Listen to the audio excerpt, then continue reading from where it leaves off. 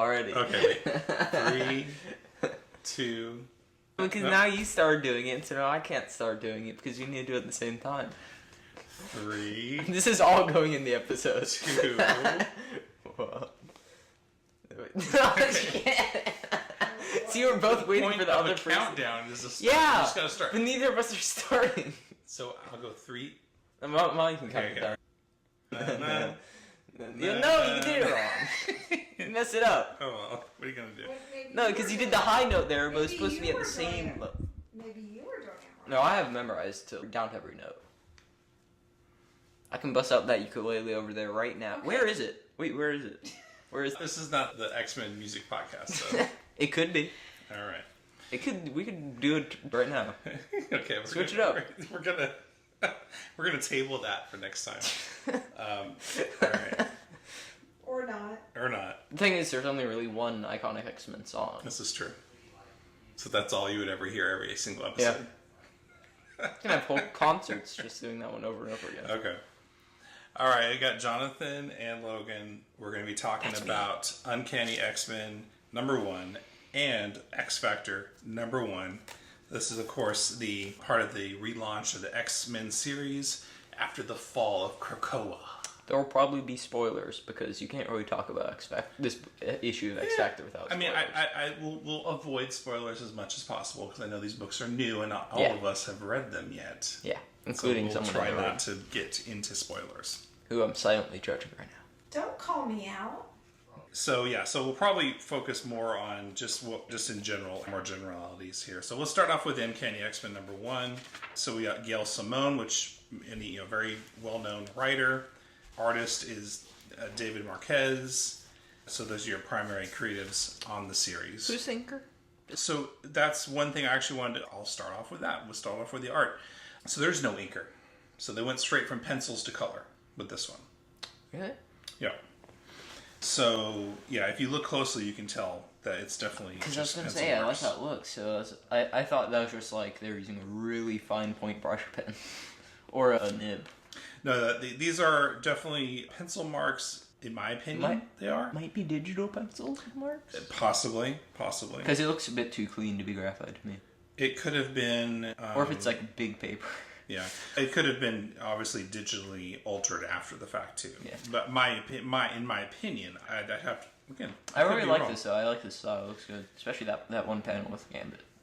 Yeah, I was going to say the art in this is very good. All the characters look on point. Yeah, the characters look on point. Except Cyclops to me, just because but that's not really about the art, that's more about the character design. I'm not a huge fan of his redesign for all of this From the Ashes stuff. Yeah, his visor looks weird. I don't know what it is about the design, but it makes him look like 10 years younger. Yeah, he does look like a lot younger for some reason. He's not supposed to, so yeah. We should go back to Revolutionary X-Men with that Cyclops design. That was peak Cyclops. It was all downhill from there. Jim Lee X-Men is peak Jim for me, Lee. but anyway. Yeah. That's just Jim Lee anything is obviously going to be. Yeah, so this one's interesting. The storyline, it revolves around primarily Rogue, Gambit, and Wolverine to start with. So you got some heavy hitters with the story, and they're on a quest, I'll say that much. They're on a quest. I was a little confused, and I think part of it's because there's other books that you, I think, have to have read previously to understand what's going on. They do reference a couple books, which is nice. They mentioned that one of the things is a villain in a recent Avengers. Yeah. And I think... I was thinking of X-Factor. They mentioned that there's some Marvel Unlimited comic that explains something about Havoc. That's fine, but here's the thing, is that this is issue 1, right? Yeah. And they've been touting this new relaunch of X-Men as being a perfect jumping on point. But I read this and I'm like, what? Why are Rogue and Wolverine and Gambit doing this thing? I feel like that's what they're going for, is they're just setting up character dynamics and the team and everything, as opposed to actually setting up a plot. That's fair. That's how it feels, at least to me. Like, they're setting more hints for a plot, but mostly just setting up character dynamics, which I do think is a good thing, because that is the core of X-Men, is the character dynamics and all of that. For at least when it comes to making a really good X-Men story, that's really what has to be at the heart of it, and that is something that they have entirely nailed with this writing, I think. Especially, I like focusing on, for most of the book, just on those three, Gambit, Rogue, and Wolverine. And then that kind of feels like what they're doing is they're setting up these different relationships between specific characters and then building that out into a whole team. Yeah, definitely I agree with you that the team dynamic here was really good. The characterization, like you said, they've just had the three main characters. They focus on them primarily, so you didn't feel like you had to follow too many different... And then there was this scene with this sick kid in the hospital, and Gail Simone, come on. You're getting me, man. You're getting me. I saw something that done to her, I guess someone asked, and it was confirmed that the kid did know what Rogue's power was, so like he did that on purpose, which makes it even more sad. That's one thing I was actually wondering. Oh yeah, that's the other thing we should probably... But they see, and there's a scene where... I think it's a matter now that she has to consciously be turning it off. As opposed to be consciously turning it on, is how I understand it. Okay, gotcha. Because with Rogue's powers, I've always understood it that she could. Yeah, control but in more recent years, she figured out how control them. Like I think it's like they're automatically on, but she can turn them off, kind of. As opposed to most people activate their powers, she more can just like press them. I don't know. I missed a lot of that stuff. Yeah. With all that, I've heard good things about that book. But I'm sure most of the audience of the podcast probably already know about because it's a hot topic right now, the last page of the comics QR code. And that you have to scan it to get the last page, which is... really? Yeah. I didn't know that. It's quite the hot topic right now. Is it? I'm assuming people don't like it. People do not like it. It is silly. So I'm assuming they do the QR code because they want you to go to their website and... I think they're trying to sway people towards digital comics. I'm guessing, because they've been trying to do that for a while with Marvel Unlimited and everything. Because it's probably just cheaper for them to get money from a subscription service, but then not have to print as many books, as opposed to getting people to buy books that they have to pay print and everything. Yeah, that is something that is an interesting topic to think about. Maybe a topic for another time. But yeah, definitely. That's a whole episode in itself, if not an entire podcast in of itself. So. That's a whole thing to unpack. All right, let's go ahead and move on then. So that's Uncanny X-Men. Yeah. So what would you say, Logan? You recommend it to X-Men fans? I would. All right. Especially if you have been reading the books, the X-Men books, or apparently Avengers too in general. Apparently. Probably make it a bit easier to understand. All right, we got X-Factor #1, and of course I had to get the Scotty Young variant, which is pretty sweet. Always love Scotty Young's interpretations of different characters. Keeping it light, I like it. All right, so X-Factor, a very different book from Uncanny X-Men. Yeah. Which is a good thing. This one, of course, this wouldn't be a spoiler, but basically the X-Factor team in this book is sponsored by the U.S. government and essentially the Marvel version of TikTok. That's where this book starts. Which does harken back to the original X-Factor, where they were like pretending to not be mutants and hunt down mutants, but they're actually just stopping bad ones and rescuing good. I don't know, it's confusing.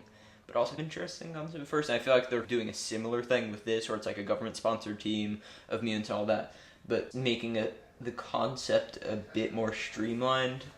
Because I feel like it was a little bit confusing the first go-around. Yeah, so their team is led by Angel, and they have this guy who's like their PR guy, basically, behind the scenes. But would you say... Yeah, I forget his character's name, but yeah, so he's like the guy that's trying to make them into an image that that the government can sell, basically. I just they should have called it X-Statics and then put in dupe, and I would have been happy. But I love, there was a scene where they have this red carpet, I guess, announcement of the team, and filled with lots of different funny moments. Obviously, we're not going to get into spoilers, but that was it. Basically, just as you were talking about earlier, Logan, that most of the team members, you would say, are C, D, and even E-listers when it comes to X-Men characters, right? And that's reflected in how the public sees them and such. And all throughout this book, there's lots of little, you could say, cheeky moments and little in-jokes and what's the word? It's a funny book. It's a funny book until it isn't, and then it is again. Yeah, so I would say, there's definitely some kind of It definitely is. There's stuff going on. There are serious moments, but then there's also moments. But it kind of makes the serious moments hit harder when it's followed up immediately every silly moments or whatever, and all of a sudden it goes extremely dark and then swaps right back again. Which I think actually works well for the theming anyway, considering it's all supposed to be like a social media spectacle kind of thing. I feel on more of a meta-contextual level, even that kind of works. Yeah, exactly. And so I think there's a bit of social commentary here a little bit with the kind of ridiculousness that happens with companies and trying to use social media to promote themselves. And then just ignoring all the bad things that end up happening as a result. Yeah, I just love this last page. None of them look like they want to be there. Yeah, it's just like, well, some of them do, but I'm just like, what is going on? This is that granny looks like she wants to be there. Granny Smite. Havoc just looks sad. Yeah. But yeah, it's interesting. So I think this will be actually a very interesting book. They can do a lot of different things with it. And yet again, QR code at the end. So apparently you have to scan that to get another, was it a sneak peek or something? I think it's like the last page. But this looks like the last page. Yeah, so that's why I'm so confused. That's I think what they're doing, from what I understand, is that it's like a... Yeah, I have to confess, we did not scan the QR code yet. No. But from what I have gathered, I think it's just a matter of, it's like an extra last page. Like with the movies, you have the final kind of mid. But it's something that it's not like it's like a sneak peek for the next issue, but more just like more things you probably want to know. Interesting. Which I think is why people don't like it so much. Is because if it was just, here's a sneak peek of the next issue, you can just get the next issue and read it. I have to admit, when I was reading this book, I looked at the QR code and I was like, okay. That's the thing, they don't make it very clear. I know, I see it has an X and there's a QR code. The only reason I know is because I heard about all the outrage online. Yeah. Because I'm an old man, I'm just like, QR code, I don't necessarily just automatically scan a QR code because it's there. You got to tell me a reason to scan the QR code. But yeah, all that being said, what do you feel about X-Factor? I enjoyed it. It's a good book. It's doing something a little bit different than a traditional X-Men book, unless you've read other X-Men books where they did do the same thing. But it's been a while since they've done this plot. It's been a while. It's not the first time the government's sponsored an X-Men. It's not the first time that there's been a social media sponsor team, which after Civil War and all the New Warriors died and everything, you'd think they wouldn't want to do that again. But no, that's just... It's fine. It'll be fine. Everything will be fine. It's been long enough. They can go do it again and have the exact same consequences. Hey, maybe we'll get a Civil War 3 that people like even less. There you go. That'll be fun. Alright, so that was Uncanny X-Men and X-Factor #1. Thank you, Logan, for helping out with the reviews. And now I'll disappear from this podcast until they finally give us a Nova ongoing. I won't. I'm just hoping someone out there is listening. Okay. Marvel's definitely listens to our podcast. Marvel listens to our podcast. No one else's. All right, got Jonathan and Rachel here. We're talking about Fantastic Four 18, 19, and 20. And we're just going to run through some of these here and some of the things we liked about these books. I will say first off that low-key, I really feel like, I don't know, I think Fantastic Four is maybe one of my favorite Marvel books. I don't know about how you feel, Rach. Yeah, I like it. I like this series. Yeah, one of the things I do like about this series too is that it's like I feel like I'm watching a show, right? Because it's episodic. You have one and done stories for the most part, but then it's all connected still, which is cool. So issue 18 involves Franklin Richards, which for those that know, he's basically an all-powerful being. And I guess once a year, he allows himself to awaken basically his powers. And he realizes that there's this apocalypse event that's going to happen. He basically just waves his hand to stop it, and then basically goes back to sleep. And so I thought that was interesting. And then I can't remember this villain's name. I forget what his villain's name. I guess he interferes. And so the asteroids come anyway.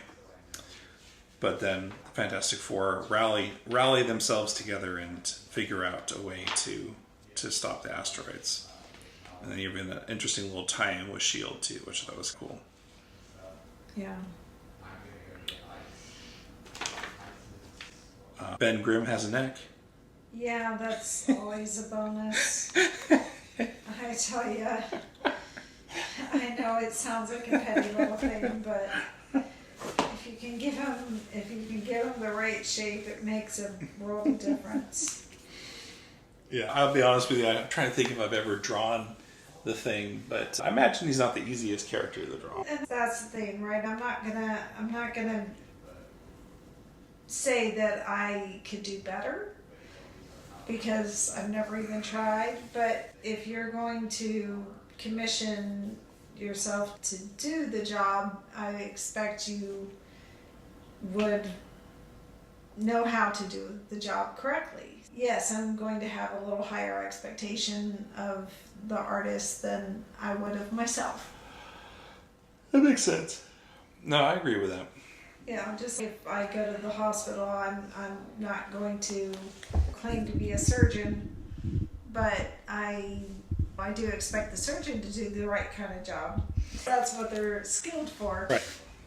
But yeah, force field is always a good remedy for a meteor shower. It's true. Yeah, it's interesting that I remember when the character of Invisible Woman was first envisioned, she had a very specific power set, very basic, and she was the damsel of distress, really, back in the 60s. And that's, for its time, that's how it was. But writers have really upped their game as far as figuring out unique ways to use Sue Storm's powers. I guess she can now project invisible force horses, so that was interesting. You never know. You never know. It's almost the invisible plane, Wonder Woman's invisible plane, right? I'm sure that's next. She could come up with a plane. You never know when it might come in handy. Yeah, it's true. But yeah, I know that recently they've expanded her powers and have come up with some interesting ways of using it. And this issue's no exception, because she takes Johnny Storm's fire abilities and she's able to basically focus it into light and create basically a large version of Space Invaders. Yeah. And they're able to take out the asteroids that come down. The one thing I will say about this, though, is, okay, so Franklin Richards wakes up his powers just in time to realize that there's these asteroids coming down. That seems convenient, but otherwise, I thought it was a fun story. I think that's what all of these are, right? They're fun. Yeah. They're not to be taken too seriously. Yeah. So that's issue 18, and then we jump into issue 19. And this was a different one, because at first it starts off as this film noir detective story, starring all of the Fantastic Four characters. And like Alicia is the detective, and Sue Storm is the femme fatale, and Ben is the muscle guy. I liked it. No, I thought it was really cool. I thought it was a really neat throwback to the old detective comics. Yeah, no, I agree. I think everything from the writing to the art especially, they did a really fantastic job really giving that the film noir look, but then they also threw in that splash of color at different points, mostly red, and then you had a little bit of blue mixed into as well, just a little bit of color popped out every once in a while, so I thought that was really cool. But yeah, it looked like some old time, Hey doll. yeah, 40s, 50s style movie or something there. And of course, even in the scenario, the characters don't have their powers, but they still, like Johnny's character, he's a deadbeat, but he ends up faking his death by burning down a building. Fire, right? Of course, Ben is the tough guy, the muscle. But yeah, so it turns out that this character Trapster, which I don't even remember this character. There's too many characters in the Marvel Universe. But it was really clever. It's because the story starts off like this, and you're like, "Oh, is this someone's?" I'm thinking, "Is this someone's dream? Is this just a multiverse kind of story?" But yeah, it turns out this character, the Trapster, had got himself hold of a cosmic cube, which, if you're familiar with anything Marvel, that's pretty serious. So he ends up changing reality, and for some reason, it was probably just whatever was, as the writer puts it, whatever was on his mind. Maybe it was he watched some old movie or something, but he recreates the entire world and makes it into this film noir style. And Reed Richards had been able to stay, because the whole plot was they were trying to find Reed Richards. And so it turns out that she had this force field around him, keeping him not turned into one of the other characters. And in the nick of time, Alicia is able to find the Cosmic Cube and turns everything back to normal. Saved the day. Saved it. She did twice. Actually, last issue she did too. Because she had the idea to have Sue Storm and Johnny work together to make the laser. Yeah, she's got a lot of ideas. She does. I thought that was cool. Another fun issue. Very, like you say, Rich, I feel like what happens with this book is that the editors at Marvel are like, yeah, just have fun, write whatever you like as long as it doesn't affect the rest of the Marvel Universe. Go with it. That's what it seems like they're doing. So jumping ahead quickly here, we got issue 20. And so this was a fun one too, I felt. It's like, what happens when superheroes need some money? Makes me think of my children. So it's revolving primarily around Johnny and Ben, and so they got to help out the family by making some cash, because I guess the money's dried up with the family, so they're slumming it in Arizona right now. So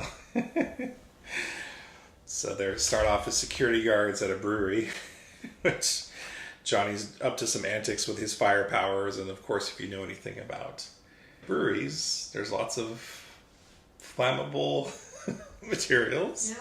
Yeah. And he's a bored kid. Yep. And of course, Benji is trying to keep him under control. And he just isn't having it. Nope. Yeah. Chaos ensues. Of course, caught on camera. Now they're fired. And so then we got the next job interview they look for, and I didn't realize this before when I looked at it. I didn't realize Johnny Storm had one of those t-shirt tuxes on. Yeah. That just shows how out of touch Johnny is with regular life. Because ever since, if you go back to his origin, I mean, yeah, he's always been famous ever since they went on that rocket, so he doesn't really have a real life connection to regular day. Yeah, but somehow he still gets the job. Somehow he gets the job, and Ben's not too happy about it, so they're arguing about it. And then, of course, someone comes in to rob the place, and Johnny's just like, he says, "Cashier on." Yeah, he's trying to make his own new phrase. And then Ben says, "Cashier on" isn't even a catchphrase, and then Johnny says, "Anything is a catchphrase if you say it enough," and it's true. He's trying to make that catch on. Yeah, the era we live in, right? Yep, exactly. So everyone's happy about being saved, and so they get to keep their jobs for another day. And then they get into a bit of a competition, which of course, Johnny and Ben have always been like brothers, and brothers like to one up each other. Don't they? They sure do. So they do that, trying to compete for cashier of the month or something. They end up tying. Go figure. Yeah, and of course they're not happy about that. No, nobody likes a tie, do they? No, they don't. And Sue has to break them up, basically, putting the cone of silence on each of them. Which I really want that ability. I gotta figure out a way, because that would be so beneficial at times. So I gotta talk to her. Yeah, I'll have to write her a letter and see what we can do. Yeah, so they're back hard at work trying to impress the boss, doing everything they can. And the reporter catches up with Johnny, and finally someone acknowledges how ridiculous Johnny's mustache is. What, you got a problem with facial hair? I don't have a problem with facial hair. I just have a problem with the way that the artists have decided to it's either do a mustache or a goatee. This is like somewhere in between, and it's weird. It doesn't work for me. So he calls him out on a lot of stuff that the news reporter does, and says, well, he basically calls him a loser, essentially. And then Ben sticks up for his brother, so to speak, and even finds some way to compliment his mustache. But But yeah, so that was That backfires a little. Backfires a little bit, yeah. And then you get the World Inquirer, which is funny too. I like this because there's lots in here. Yeah, there is. Lots of little things, little silly things here. You got Wolverine, his untold story. Married superhero, the Thing, professes love for hot-headed grocery clerk. Oh my goodness, yeah, there's lots of fun stuff in there. But they can't keep that job either. No, because as much as they want to try to pretend to be regular people, they're not.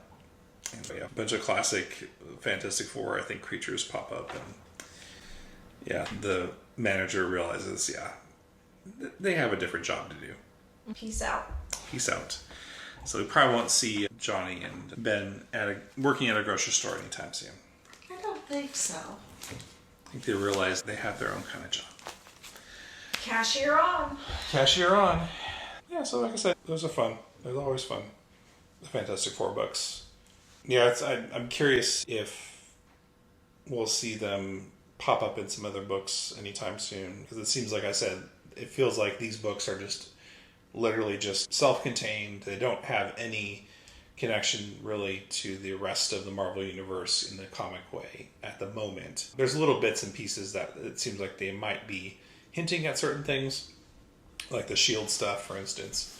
That might be something seeds for later on, but for now, they're just doing their own thing, and I think it's great. Yeah. Yeah, so art's been solid too. I think these last, I want to say, curious, the last couple issues, who's doing the art duties, because sometimes this book, the one thing I'll say, so the issue 20 was Carlos Gomez. I think it's been Ryan North the whole time who's been the writer, but come on, where is it at? Artist on this one. There it goes. Yeah, Carlos Gomez, which is cool because it's the same artist on both books, different. So it was the colorist that really made the difference, because the film noir one, it's the same artist, Carlos Gomez, but the colorist is different. So I think that's what the difference is. Yeah, it's in the same artist. So yeah, Carlos Gomez. Hopefully he stays, because the art's been consistent. Yeah. I like that. Because that's one thing I'll say about this book series over the last few issues. Sometimes the art can be a little bit off, as we mentioned. Yeah. But other than that, it's been solid. Although you'd be okay if they changed the mustache. Yes, if they can remove the mustache, I would be okay with that. That's one thing I would say. But I don't know who, like I said, I don't know who decided that. I don't know if some sort of editorial Marvel higher-ups decided that. I don't know.